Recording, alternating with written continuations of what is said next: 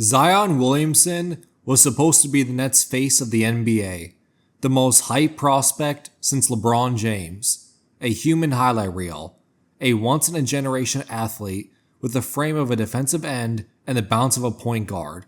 And for brief moments, we saw that vision become reality. But here we are in 2025, and the question is no longer how high is his ceiling, it's is Zion Williamson a bust? Or is he just unlucky? Even now, NBA executives believe Zion's trade value has tanked to a new low. Seemingly, from the moment he was selected first overall in the 2019 NBA draft, there have been whispers of trade rumors, but nothing ever materialized.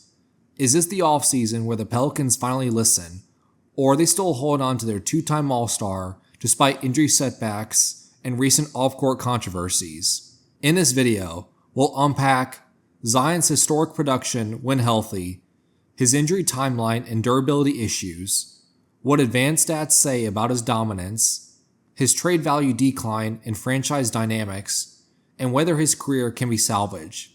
Let's separate hype from reality and criticism from context. Before we talk setbacks, remember, Zion Williamson wasn't overhyped.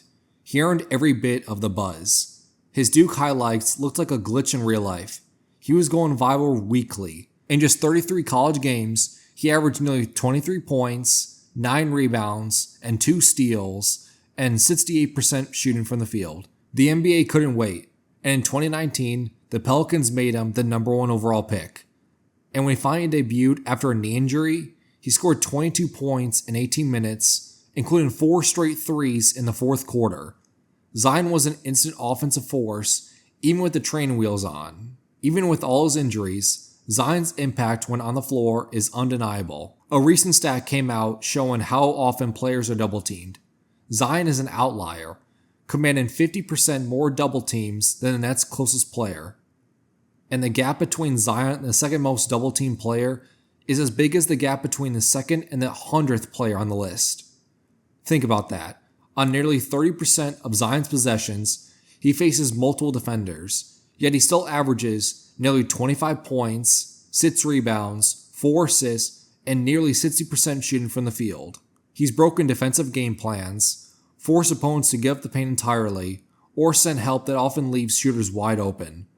That kind of attention and dominance, even in limited games, cements Zion as one of the all-time greats when healthy. Zion became the fastest player in Pelicans history to reach 5,000 points, beating out Anthony Davis. And that's huge, because Davis is arguably the best Pelican ever, and Zion's numbers are comparable or even better in some respects in just over 200 career games. Once again, 24 points, 6 rebounds, and 4 assists. And all this despite missing the entire 2021-2022 season due to injury and limited games otherwise. He's also the third quickest active player to 5,000 points, which is a remarkable feat in only 5 NBA seasons, not counting his lost season. Zion's availability has been the major stumbling block. In 2019, he tore his meniscus, delaying his debut. In 2021, he fractured his foot, missed the entire season. In 2023, he had a hamstring strain that kept him out for months, and he's had chronic soft tissue issues and recurring setbacks. At 280 plus pounds, with explosive athleticism and a physical playing style, the toll on his body is massive, and his weight and conditioning have been under constant scrutiny, with reports of poor rehab discipline and delayed fitness ramp-ups. So what about Zion's trade value? It's at an all-time low. It recently came out that trade rumors have surrounded Zion since 2019, and this could be the offseason the Pelicans finally listen. However, the Pelicans will be trading Zion at a bad time. Not only was he limited to just 30 games last season due to a back injury, but off-court allegations have also scared teams away. Accusations of rape and domestic violence add layers of risk. NBA executives believe teams desperate enough to take Zion might only offer bad contracts and late draft picks in return, comparing possible trades, Andrew Wiggins, and a small salary for Zion just to make it even. On one hand, Zion Williamson's dominance when healthy is undeniable, but on the other, the Pelicans have lost entire seasons due to injuries and missed the playoffs during that stretch. Despite his unique talent, New Orleans has struggled to build a roster and system that both maximizes Zion's impact and protects his long-term health. Draft night was a chance to change that narrative, but instead, it added more questions. With the 13th pick, the Pelicans trade up to select Derek Queen, a talented offensive big man from Maryland.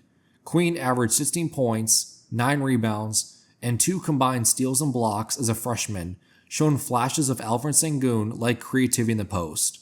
He has size, agility, and playmaking instincts to be a versatile frontcourt weapon, and when he's locked in, his motor and feel for the game can make him one of the most impactful players on the floor. But Queen also comes with clear weaknesses. He's not a floor spacer, his rim protection is inconsistent, and he struggles to anchor defense, traits that overlap rather than complement Zion's. He's more of a switchable helper than a true defensive presence, which raises real questions about fit.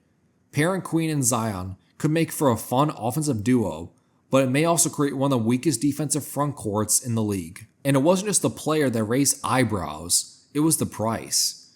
To move up 10 spots from number 23 to number 13, the Pelicans sent the Hawks their unprotected 2026 first-round pick, the better of New Orleans or Milwaukee's. In a stacked Western Conference and with Zion's health always in question, that pick could easily land in the top 10. It was a steep price to pay, especially considering the Pelicans had already selected Jeremiah Fears, another defensive question mark, with the number 7 pick. Fears is a flashy ball handler with serious speed and upside, but he was one of the worst defenders in the first round and lacks finishing touch and shooting consistency. Put all this together, and the plan in New Orleans feels unclear, if not entirely absent. They traded veteran leaders CJ McCollum and Kelly Olynyk to Washington for Jordan Poole and Saddiq Bey. Poole may offer offensive upside, but his $34 million contract stretches into 2027, and neither he nor Bey brings much on the defensive end. When you factor in Zion, Queen, Fears, and Poole, the Pelicans have at least 4 rotation players with glaring defensive limitations. Trey Murphy and Herb Jones remain bright spots, with Jones standing out as the one true defensive stopper in the rotation. But beyond him, the Pelicans arguably have the worst defensive personnel in the NBA, a dangerous flaw in a Western Conference overflowing with offensive firepower. So what's the direction? If they're rebuilding, why give away next year's unprotected pick, especially in a loaded 2026 draft class? And if they're pushing a win now, why add 2 rookies with serious defensive concerns, plus a high-volume scorer in Jordan Poole, who's never shown to be the guy that can anchor a playoff team? So back to the question, is Zion Williamson a bust?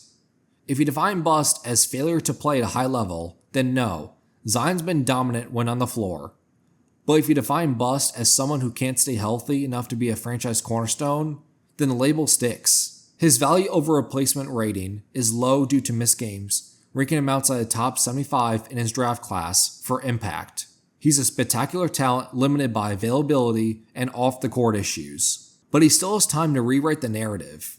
Zion's path forward demands full commitment to conditioning and rehab, smarter usage and reduced physical wear, a supportive system from the Pelicans or a new team, and accountability off the court. Is Zion Williamson a tragic case of misfortune or a cautionary tale of unmet potential? Drop your thoughts in the comments below. Are you rooting for Zion for a redemption story? Hit that like button and subscribe for more NBA deep dives.